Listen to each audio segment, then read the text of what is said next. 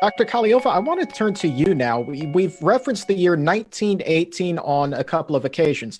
The Physicians Committee hasn't been around quite that long, but nonetheless, this was a very momentous year in terms of us really gaining an understanding about global pandemics. That was the year of the H1N1 pandemic, and I understand that you have recently spent a lot of time looking back at what occurred more than a century ago, and you may have stumbled on a very interesting link, something that we've really known for more than a century now, but is not yet getting discussed. Thank you, Chuck. Yeah, exactly. When we're looking for solutions for the COVID-19 pandemic, there are some important lessons from the Spanish flu pandemic in 1918 to 1919. Although there are some differences between the two of them, the COVID-19 seems to be spreading more quickly, but the mortality rates seem to be lower. Both of these are respiratory infections caused by a virus, and the human population hasn't developed any pre-existing immunity against those. Let's look into the similarities. I'll share my screen with you and start the presentation. Can you see the screen? We absolutely can. And if you're listening back to this on Apple Podcast or on Spotify, please know that we have posted this presentation in its entirety over at pcrm.org/podcast. You can also find a link to it directly in the show notes for this episode. So what are the lessons that we can learn from the Spanish flu pandemic? The Spanish flu was the H1N1 influenza that lasted for more than a year, from 1918 to 1919. About 500,000 people, that's 1/3 of that world's population, was affected, and 50 million deaths are estimated. Something special about the Spanish flu was that not only elderly population was affected, but also the population in the productive age between 20 and 40 years. And we are still looking into the factors that may have played a role. When looking into the Spanish flu, there's an interesting report that I found fascinating. It reads, "Seminary cinches flu.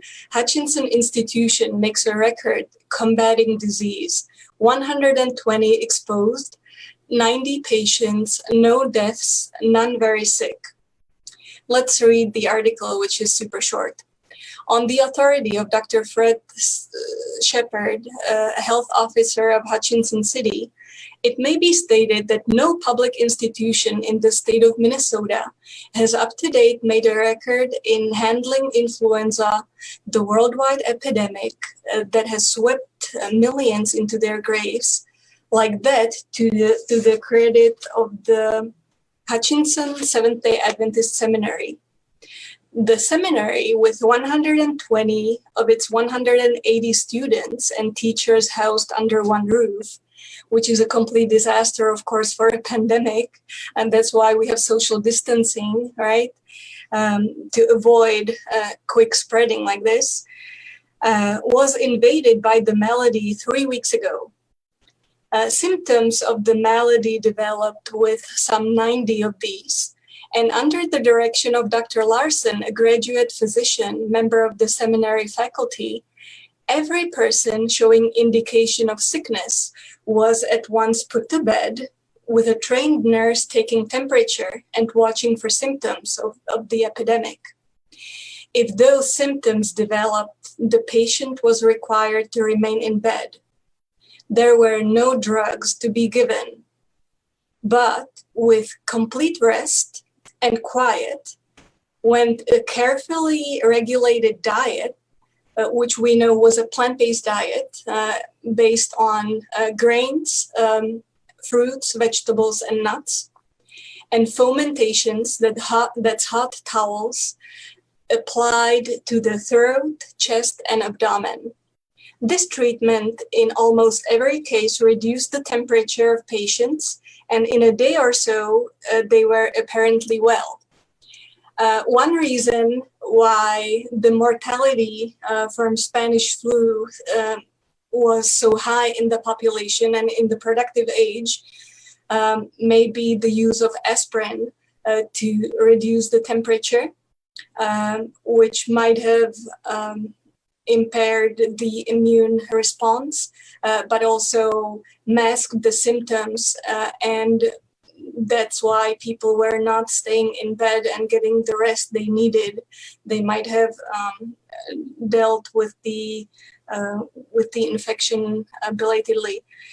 So it seems like getting enough bed rest was one of the crucial components.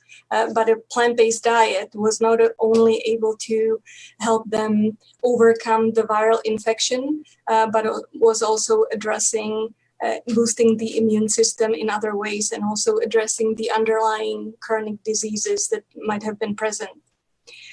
But that did not end the matter with them. The next danger was that of relapse. To guard against this, every patient was required to remain abed from 2 to 5 days after apparent full recovery, according to the state of their flu affliction. As a result of this system of handling a disease that is scoring thousands of victims every day, there has not been one case that could have been called serious or a single death in the seminary, although there were more than 90 persons affected. The record is remarkable. It makes the ordinary method of dealing with the flu appear irrational. And we are indeed thankful to God for his protecting care and for the untiring efforts of Sister Knudsen, our seminary nurse, and for the assistance of the other nurses and helpers. The hydrotherapy treatments under the blessings of God are indeed helpful, as is recognized by this article. Well, Dr. Kahleová, let me jump in here for a second. This article, again, was published in December of 1918. So this is many, many years ago. And although the coronavirus COVID-19, the pandemic that we're currently going through, it is far too new to have a full grasp of effective treatments and nutrition, but one can certainly draw a parallel based off of what you have unearthed with this article and what that research showed back then with the importance of eating the plant-based diet, correct? That's correct. So in the report, there seem to be three key components of the treatment. The first is a plant-based diet. The second one is bed rest and getting enough sleep. And the third one was hydrotherapy as a way of handling the fever. So we can look into all of these components. But let me also say that even this report is no guarantee that if we follow these instructions exactly to the T, we will not get the coronavirus or we will not get any complications. I also found another report that was comparing this approach with an approach from the US military. And the comparison is pretty remarkable as well. We can see that in the US Army, there was getting better outcomes than in the rest of the country. About 17.7% of the ones that were afflicted by influenza developed pneumonia, and 6.7% died of influenza. While in the Adventist sanitariums, the risk of developing pneumonia was 7 times lower, and the risk of death was 5 times lower. So again, a plant-based diet in combination with handling the fever and getting enough rest was also contributing to much better outcomes on a larger scale, not only in one institution, but these are outcomes from 10 sanitariums in the US. From the same time period. That's pretty remarkable research. I think that a lot of people watching this right now may be wondering, well, we hear so much about a plant-based diet being anti-inflammatory. Is there a connection between inflammation and respiratory diseases? Yeah, that's a great question. It has been shown that vegetarians have lower inflammatory markers like C-reactive peptide, CRP.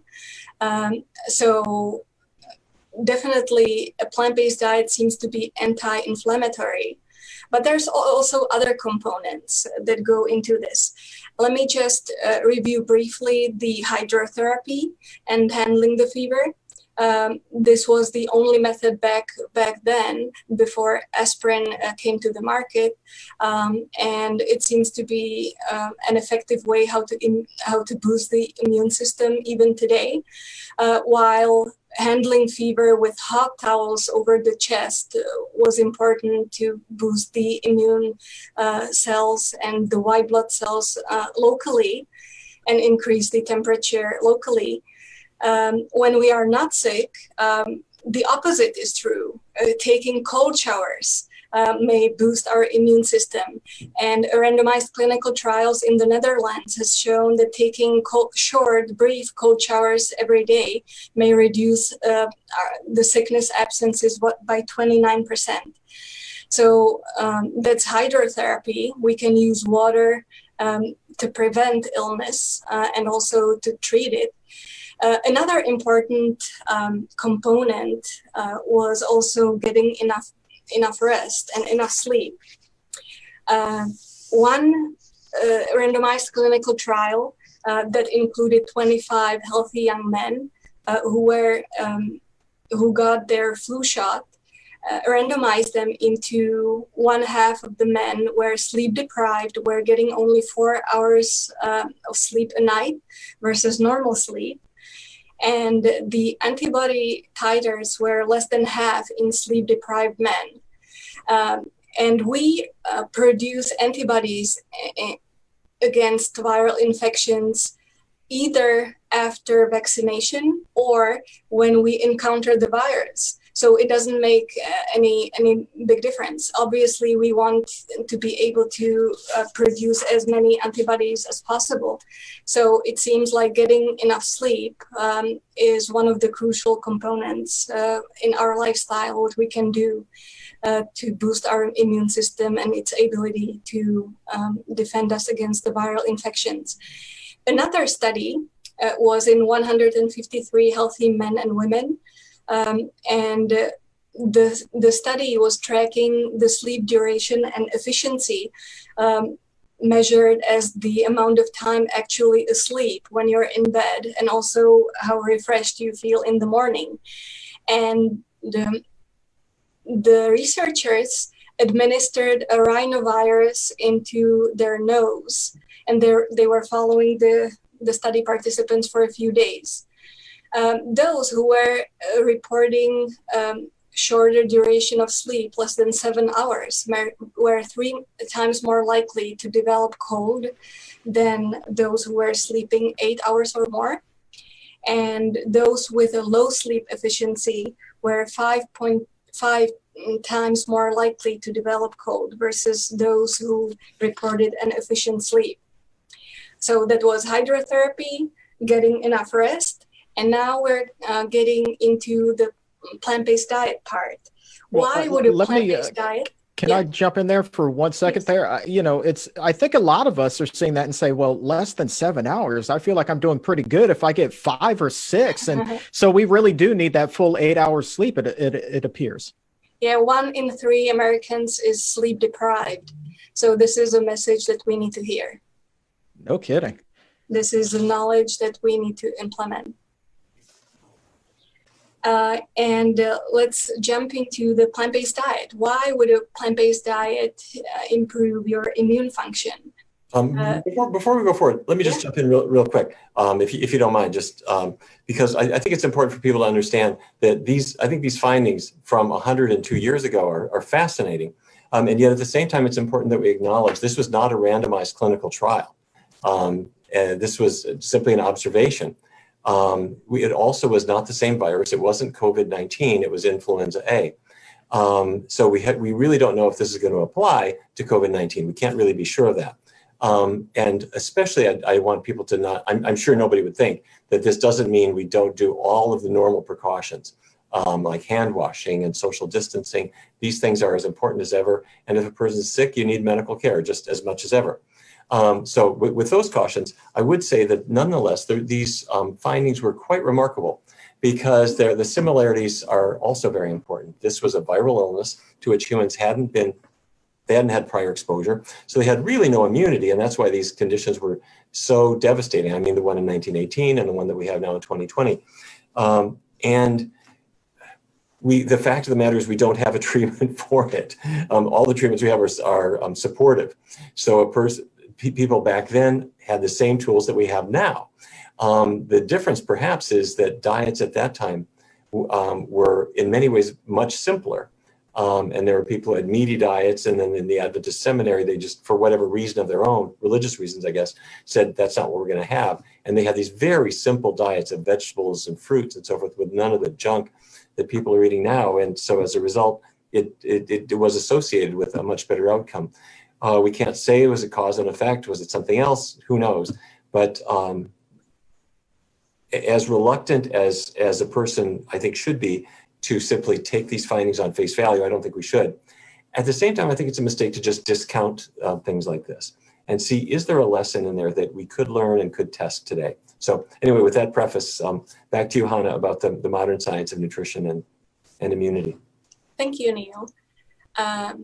So is there any science on plant-based nutrition and immune system and viral infections? One randomized clinical trial that included 83 healthy volunteers at the age of 65 to 85 compared a low fruit and vegetable intake, less or equal to 2 portions a day, with a high fruit and vegetable intake, 5 portions a day or more. And they were following the participants for 16 weeks. At week 12, the participants got their tetanus shot and also their pneumovax vaccine. And it's remarkable that the antibodies, that the antibody production was almost twice higher in those with a high fruit and vegetable consumption. And again, you produce antibodies after a shot, but also when you actually encounter the virus. So you want your antibody production to be as high as possible. So fruit and vegetable consumption seems to be crucial. Why is that? We've known for many years that antioxidants like vitamin C, for example, is able to boost our immune system and its ability to produce antibodies. But I also discovered another mechanism, and that's nitric oxide. Nitric oxide is a signaling molecule that's produced within our body, and it's produced by an enzyme that's called intrinsic nitric oxide synthase. And it has many beneficial effects in our body, mainly cardiovascular. And interestingly, it has also inhibitory effects on some virus infections, including influenza, and our intrinsic nitric oxide synthase is upregulated during an infection. And interestingly, this enzyme inhibits the replication cycle of the coronavirus specifically. So the nitric oxide is toxic to the coronavirus. And now, are there any ways how we can boost the production of nitric oxide? Are there any foods that may help increase the nitric oxide synthesis in our body? The answer is yes. All fruits and vegetables do that. They increase our nitric oxide synthesis. However, some foods do it more efficiently than others. So dark leafy greens do it more efficiently. So arugula and spinach and red beets and lettuce. All these are super beneficial for your nitric oxide synthesis and will boost your immune functions even better than other foods. So this is something we can all do, include the leafy greens on an everyday basis. And it seems that some foods may also have antiviral properties. One study that was a randomized clinical trial and included 146 participants, compared a garlic supplement, 180 milligrams of allicin that corresponds to about 2 to 3 cloves of garlic a day, to placebo, and was following the participants for 12 weeks. And this study showed that garlic reduced the risk of getting common cold about 3 times, and also reduced the sick days 3 times compared to placebo. And so it seems like, again, it's not against coronavirus. This is against common cold. So it seems to be working well against viral infections in general. We don't know exactly if it's going to protect us against coronavirus specifically. But there seem to be some antiviral properties in some foods. One of them is garlic. There's also some research on ginger and resveratrol that's in grapes and peanuts and strawberries and blueberries. So it seems like some plant foods have the ability to protect us against viral infections even more effectively.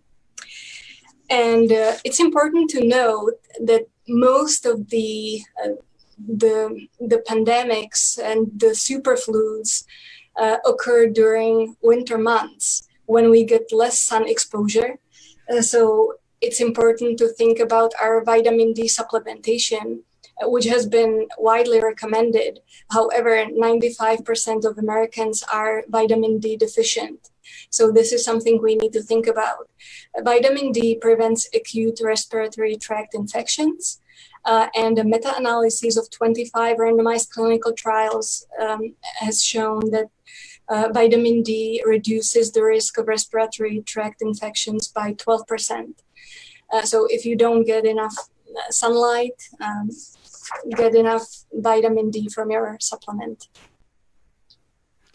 Can I jump in there and ask either you, Dr. Barnard, or you, Dr. Kahleová? I know that at least one listener recently has written in and asked about vitamin D. Apparently, there's been some controversy about vitamin D supplementation of late. Have either of you heard of this? The controversy? I'm happy to jump in, and then Hana, you might have some other things. I should say that vitamin D has always been controversial because it's a fat-soluble vitamin, meaning like other fat-soluble vitamins, you can overdose on it and it could hurt you. If you had too much of it, it could theoretically kill you eventually, although you'd have to really work at it.